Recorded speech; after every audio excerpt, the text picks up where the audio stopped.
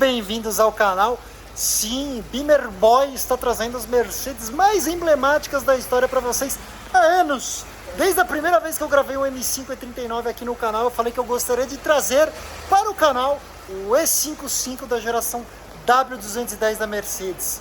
Porque na minha opinião, é graças a essa mocinha que vocês estão vendo aqui no vídeo, que a categoria de sedãs executivos e esportivos não morreu e continuou prosperando e se transformou no que é hoje. Mas mais sobre isso daqui a pouco, porque esse é um tipo de conteúdo que eu adoro fazer. Nem sempre é o que mais traz audiência para o canal, mas sem sombra de dúvidas é o que me faz mais feliz em realizar, que é levar vocês para conhecer esses mitos da indústria automobilística. A história desse carro é muito bacana porque ela está há muitos anos, ou melhor, estava há muitos anos na coleção de um grandíssimo amigo, que hoje inclusive é cliente da gente lá no Carchase, e hoje esta mocinha aqui pertence ao meu sócio lá no Carchase, certo? Quando a gente brinca com vocês que não basta só aconselhar, dar assessoria, seja carro novo, esportivo, exótico, seja os nossos queridos young timers, a gente tem que ter também. E se eu consumo, ele também consome.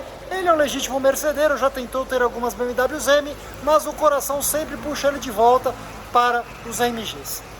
Esse é o segundo carro produzido pela AMG debaixo de um guarda-chuva mais forte da Mercedes-Benz. Como muitos de vocês sabem, a AMG começou a sua vida como uma preparadora independente de Mercedes, assim como Lawrencer, assim como Brabus, Rentec, entre muitas outras, até que um belo dia a Mercedes olhou para essa operação e falou: esses caras sabem o que estão fazendo.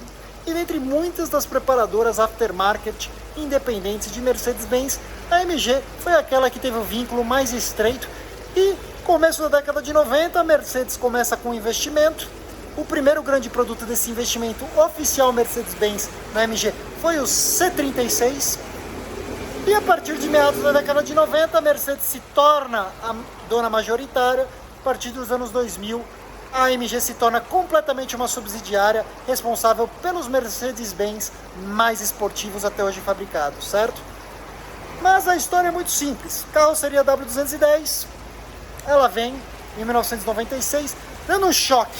Esqueçam as linhas da 124, como eu falei para vocês, aquelas linhas retas, sisudas, conservadoras. A Mercedes queria se tornar mais moderna. Linhas mais redondas, mais suaves e os famosos faróis dianteiros, né? Aqueles faróis clássicos que marcaram época, polêmicos, um dos momentos de maior ousadia da história da Mercedes, certo? Mas chega de falar, monobloco E55MG, não há nada de errado com isso, bora lá para dentro. Se você quer um carro desse perfil, não deixe de nos consultar lá no Carchase, que a gente te assessora nessa aquisição. Se você chegou no canal agora, não se esqueça de se inscrever, ativar a notificação no sininho, bora lá para dentro dar uma volta, porque é épico. Na minha opinião, é graças a esse carro aqui que vocês estão vendo que a gente se acostumou a ver o conceito do super sedã executivo esportivo moderno. A M5 só continuou no jogo e se tornou essa franquia gloriosa, vitoriosa até hoje, porque em algum momento lá na década de 90 a Mercedes veio com tudo com a divisão AMG. Torcuda pra caramba, velho. E o dono do carro tá do meu lado, tá aqui, tá apertando a perna na garrafinha d'água. Mas o que acontece? A BMW, quando ela vai para o Série 5 E39, ela passou por um momento muito grande de automação de linha de produção, e à época ela declarou expressamente que ela não via muita necessidade para a criação de um produto completamente M na carroceria do Série 5. E eis que surge esse carro. 96 mais ou menos o E50, 97 para 98 o E55. Com motor completamente aspirado, V8, né, 5.4 ou 5.5, rendendo 355 cavalos e 54 kg de torque. Clássica moda MG dessa época, a caixa de câmbio, uma automática de 5 marchas, da escola MG, que são carros de potência e torque, certo? Para a gente colocar em perspectiva, o E420 e até mesmo o E430, que eram os motores V8 do EW210, eles rendiam mais ou menos 285, 289 cavalos na época. Esse carro vinha com essencialmente 60 cavalos em cima daquilo.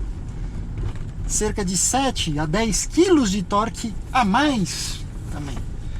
Mas a escola AMG é uma escola que você nota que o carro, ele ainda é um Mercedes-Benz, ele não é um carro esporte. Ele é essencialmente, no máximo, uma proposta GT. Ele continua sendo o topo do Classe E, mas com muito mais motor, com muito mais torque. E é basicamente, essencialmente isso que este carro é. A coisa não ia ficar quietinha não. Passou-se mais ou menos um ano e meio do lançamento desse carro e a BMW veio com um soco na cara da dona Mercedes com o M5 E39, mostrando definitivamente que o carroceria sedã poderia ser um carro esporte para a época. Mas o ponto é, quem chegou primeiro foi a Mercedes-Benz, certo? E eu sempre gosto de falar aqui no programa que a gente, quando anda com esses carros, quando a gente é jovem, a gente é meio fanboy, isso não tem como negar. E ser fanboy... Nossa, e ser fanboy significa que aquilo que é diferente do que você gosta é ruim. Aí você fica um pouco mais velho e você entende que são propostas, gostos pessoais, né? E o E55 talvez não é meu carro favorito de época, mas ele tem algumas coisas muito interessantes, né? Essa resposta, essa pancadaria, né? O famoso kickdown. Eu acho que, na minha humilde opinião, nenhuma montadora fez um kickdown melhor do que a Mercedes-Benz nessa época. Ajustes, não. É que nem na outra Brabus você tem o modo wet e o modo sport.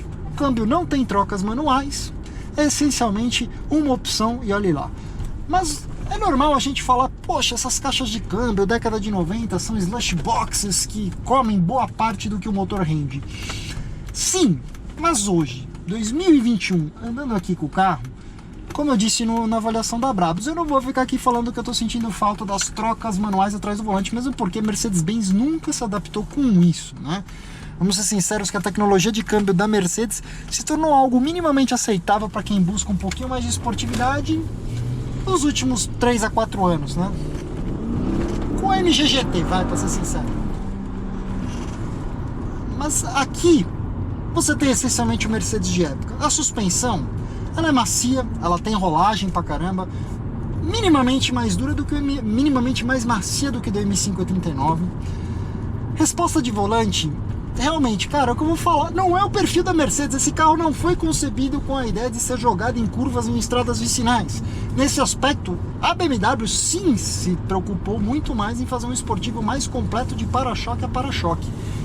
Mas como um produto para conviver, eu vou dizer pra vocês assim, especialmente nas retomadas, nos kickdowns, cara, eu sei que numa estrada, numa reta, talvez o M5 E39 vai ter o upper hand nessa brincadeira, nesse comparativo. Mas a retomada desse navio é muito legal, cara. E aí você começa a entender por que todo mundo tá se matando, por que um dia esses carros que eram considerados legítimos largados do mercado, que ninguém queria comprar, por quê? Porque eles custavam pouco, mas custavam muito caro para manter, de repente começou a encontrar afago nos corações automotivos mais variados. Por quê? Porque é personalidade.